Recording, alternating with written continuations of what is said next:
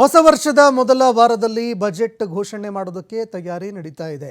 Budget ಮಂಡನೆ ಮಾಡೋದಕ್ಕೆ ಸಿದ್ಧತೆಗಳು ಭರದಿಂದ ನಡೀತಾ ಇದ್ದಾವೆ. ಇನ್ನು ಬಜೆಟ್ ಮಂಡನೆಗೆ ಸಿದ್ಧತೆಗಳನ್ನು ಮಾಡಿಕೊಳ್ಳೋದಕ್ಕೆ ಸಿಎಂ ಸಿದ್ದರಾಮಯ್ಯ ಅವರು ಸೂಚನೆ ಕೊಟ್ಟಿದ್ದಾರೆ. ಆಡಳಿತ ವರ್ಗದ ಅಧಿಕಾರಿಗಳಿಗೆ ಸೂಚನೆ ಕೊಟ್ಟಿದ್ದಾರೆ ಸಿಎಂ ಸಿದ್ದರಾಮಯ್ಯ.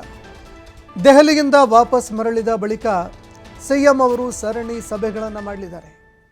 ಸಭೆಗಳ ಮೇಲೆ ಸಭೆಗಳು ಆಗಲಿದ್ದಾವೆ.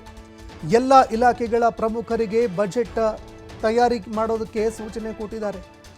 ಇಲಾಖಾವಾರು ಮಾಹಿತಿಗಳನ್ನು ಒಗ್ಗೂಡಿಸಿ ಅದನ್ನು ತಲುಪಿಸೋದಕ್ಕೆ ಸಿಎಂ ಸಿದ್ದರಾಮಯ್ಯ ಸೂಚನೆ ಕೊಟ್ಟಿದ್ದಾರೆ. ಅನುದಾನ ಕ್ರೋಢೀಕರಿಸೋದಕ್ಕೆ ಸಲಹೆ ನೀಡುವಂತೆ ಮನವಿ ಕೂಡ ಮಾಡಿಕೊಂಡಿದ್ದಾರೆ.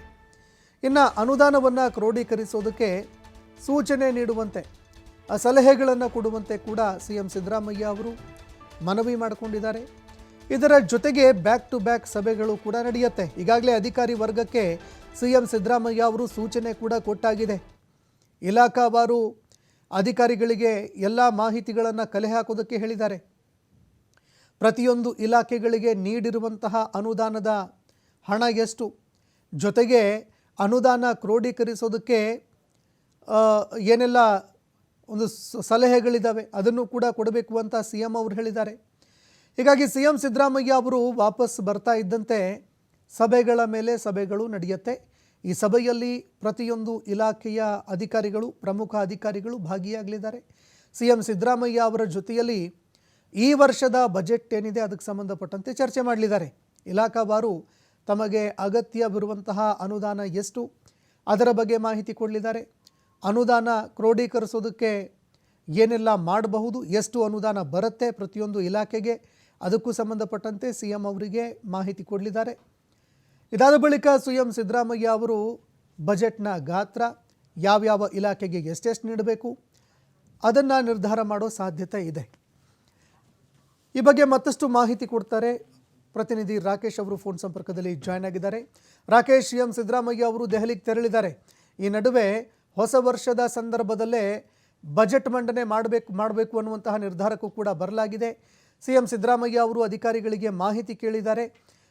ಯಾವೆಲ್ಲ ರೀತಿಯಲ್ಲಿ ಸಭೆಯಲ್ಲಿ ಚರ್ಚೆಗಳಾಗತ್ತೆ, ಈ ಬಾರಿಯ ಬಜೆಟ್ನಲ್ಲಿ ನಾವು ಏನೆಲ್ಲ ನಿರೀಕ್ಷೆ ಮಾಡಬಹುದು, ಈ ಬಗ್ಗೆ ಮತ್ತಷ್ಟು ಮಾಹಿತಿ ಕೊಡೋದಾದ್ರೆ. ಸಂತೋಷ್, ಅಧಿಕಾರ ಹಸ್ತಾಂತರದ ವಿಚಾರ ಸಂಬಂಧಪಟ್ಟವಾಗಿ ರಾಜ್ಯದಲ್ಲಿ ಮುಖ್ಯಮಂತ್ರಿ ಸಿದ್ದರಾಮಯ್ಯ ಹಾಗೆ ಡಿ ಕೆ ಶಿವಕುಮಾರ್ ನಡುವೆ ನಡೆಯುತ್ತಿದ್ದಂತಹ ಶೀತಲ ಸಮರ ಅಂತಲೇ ಪರಿಗಣಿಸಲಾಗ್ತಿದ್ದಂತಹ ಅಧಿಕಾರ ಹಸ್ತಾಂತರದ ವಿಚಾರ ಈಗ ಬಹುತೇಕ ಬದಿಗೆ ಸರಿದಂತೆ ಕಾಣ್ತಾ ಇದೆ. ಮುಖ್ಯಮಂತ್ರಿ ಸಿದ್ದರಾಮಯ್ಯನವರ ಕುರ್ಚಿಗೆ ಯಾವುದೇ ರೀತಿಯಾದಂತಹ ಸಂಕಷ್ಟ ಎದುರಾಗುವುದಿಲ್ಲ ಅನ್ನುವಂತಹ ಮಾತು ರಾಜಕೀಯ ವಲಯದಲ್ಲಿ ಕೇಳಿ ಬರ್ತಾ ಇದೆ. ಅದಕ್ಕೆ ಪೂರಕ ಅನ್ನುವಂತಹ ವಿಚಾರಗಳು ಕೂಡ ರಾಜ್ಯ ಸರ್ಕಾರದ ಒಳಗೆ ನಡೀತಾ ಇದೆ. ಈಗಾಗಲೇ ಹೊಸ ವರ್ಷದ ಆರಂಭಕ್ಕೆ ಸಿದ್ಧತೆಯನ್ನು ಮಾಡ್ಕೊಳ್ತಿರುವಂತಹ ಸರ್ಕಾರ ಅದರ ಬೆನ್ನಲ್ಲಿ ಆದಷ್ಟು ಬೇಗ ಬಜೆಟ್ ಕಾರ್ಯಕ್ರಮಗಳನ್ನ ರೆಡಿ ಮಾಡಬೇಕು.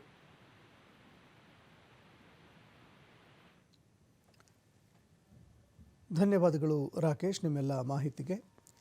ನೋಡಿ, ಶೀತಲ ಸಮರವೇ ನಡೀತಾ ಇತ್ತು CM Siddaramaiah DCM D K Shivakumar ನಡುವೆ. ಈ ನಡುವೆ ಅನುದಾನ ಇಲ್ಲ, ಬಜೆಟ್ಟೇ ಇಲ್ಲ, ಹಣನೇ ಇಲ್ಲ ರಾಜ್ಯ ಸರ್ಕಾರದ ಹತ್ತಿರ ಅಂತ ವಿಪಕ್ಷಗಳು ಕೂಡ ಗಂಭೀರ ಆರೋಪಗಳನ್ನು ಮಾಡ್ತಾ ಇದ್ವು. ಹೀಗಾಗಿ ವಿಪಕ್ಷಗಳ ಬಾಯಿ ಮುಚ್ಚಿಸೋ ಕೆಲಸವನ್ನು ಕೂಡ ಸಿಎಂ ಸಿದ್ದರಾಮಯ್ಯ ಅವರು ಮಾಡಬೇಕಾಗತ್ತೆ. ಹೀಗಾಗಿ ಈ ಬಜೆಟ್ ಏನು ಗಾತ್ರ ಇದೆ, ಗಾತ್ರದ ಜೊತೆಗೆ ಒಂದೊಂದು ರೂಪಾಯಿಯೂ ಕೂಡ ಸರಿಯಾಗಿ ಪ್ರತಿಯೊಂದು ಇಲಾಖೆಗೂ ಕೂಡ ಹಂಚಿಕೆಯಾಗಬೇಕು. ಜನಪರ ಯೋಜನೆಗಳಿಗೂ ಕೂಡ ಹಂಚಿಕೆಯಾಗಬೇಕು. ಇದರ ಜೊತೆಗೆ ಗ್ಯಾರಂಟಿ ಯೋಜನೆಗಳನ್ನು ಕೂಡ ಮುಂದುವರಿಸ್ಕೊಂಡು ಹೋಗಬೇಕು. ಆ ರೀತಿ ಯಾವ ರೀತಿಯಾಗಿ ಬಜೆಟ್ ಹಂಚಿಕೆ ಮಾಡ್ತಾರೆ